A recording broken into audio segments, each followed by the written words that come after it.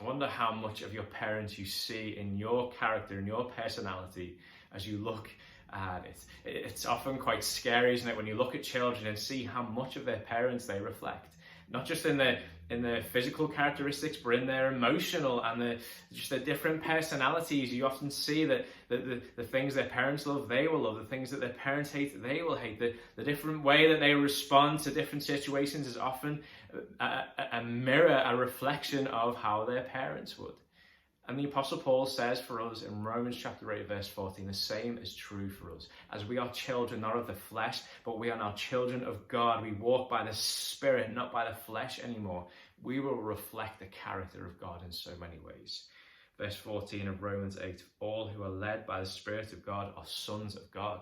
The Apostle Paul has shown us just like a son would reflect their father in so many ways, so should we reflect the beautiful character of God in our lives today. So let us love the things that God loves. Let us hate the things that God hates. Let us respond to the situations around us just like God responds to us with grace, mercy, love, compassion, forgiveness. The Apostle Paul shows us something else though in this. He says that we are sons of God. Not sons and daughters, but sons. And he's not being sexist here. This is a kind of cultural reference. So at the time of writing in Paul's culture, and it's the same in many cultures today, the son would receive all of the inheritance of the father. And the same is true for us. Our loving and heavenly Father has stored up for us an eternal inheritance. He has stored up for us something which cannot be described in words, riches which we cannot count.